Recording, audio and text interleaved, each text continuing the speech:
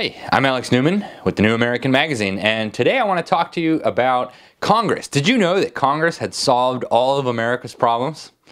How do you know, you ask? Well, simple, because in January, Congress started working on how to figure out Iran's problems too.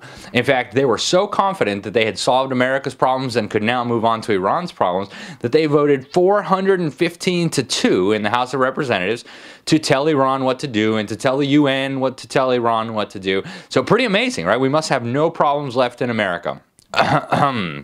Obviously, I'm kidding. We still have plenty of problems left. Most of them we can track right back to Washington, D.C., right?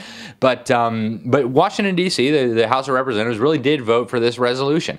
And it was a resolution that, among other troubling provisions, called on the United Nations to hold emergency sessions to figure out what to do with Iran and demanded that Trump reconsider sanctions and all these different things because apparently the Iranian government was not being nice to protesters. Now, I'm not going to defend the Iranian government. There's no need to. It's not our business anyway. They're pretty unsavory, it looks like. Some kind of ayatollahs who have been very friendly with a lot of unsavory governments, and they're known for oppressing their people.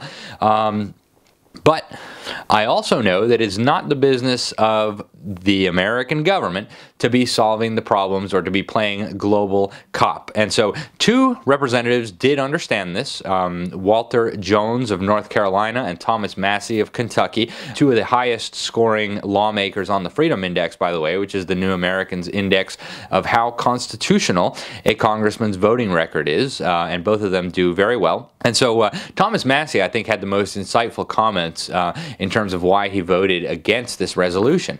He said, first of all, this resolution asks for the UN to do this and do that, an emergency session, UN Human Rights Council, this and that. And Thomas Massie said, we need to get out of the United Nations. We don't need to be asking them to do stuff. We don't need to be waiting for their opinion on stuff. We need to get out of the United Nations. And so that's why he's one of the co-sponsors of the American Sovereignty Restoration Act. He doesn't want anything to do with the UN, and he's absolutely right. The Dictators Club is called the Dictators Club for a reason. The UN Human Rights Council is literally controlled by oppressive, unfree, undemocratic governments. And this is according to the establishment's own metrics. I mean, you have the worst mass murderers in human history. The Communist Chinese Party gets a seat on the UN Human Rights Council. So does Saudi Arabia, where you'll get your head chopped off for becoming a Christian.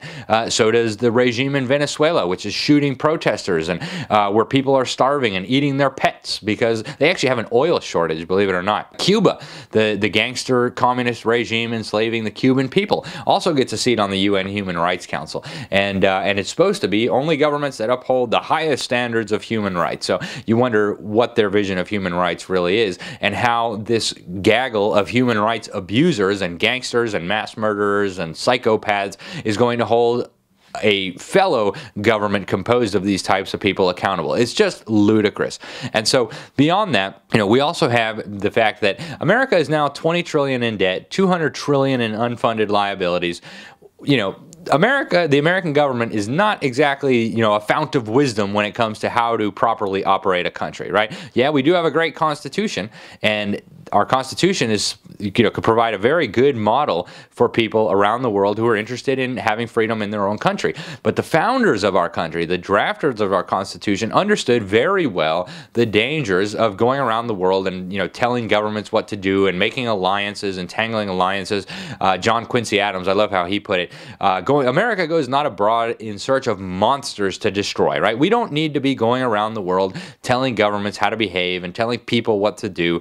That's crazy. That's, passe thinking. America is no longer, financially able to do this, even if it were a good idea, which it's not. So kudos to Representative Massie and Representative Jones for exhibiting an understanding of this, and to the rest of the members of Congress. Presumably most of the people watching this video will be represented by one of the rest of the members of Congress of the House who voted for this resolution. What are they thinking? Are there no problems left in their district that they're going to go solve problems in Iran? Did they forget forget that we're $20 trillion in debt and $200 trillion in unfunded liabilities? Did they forget that the UN is the dictators club because it's dominated by dictators and globalists?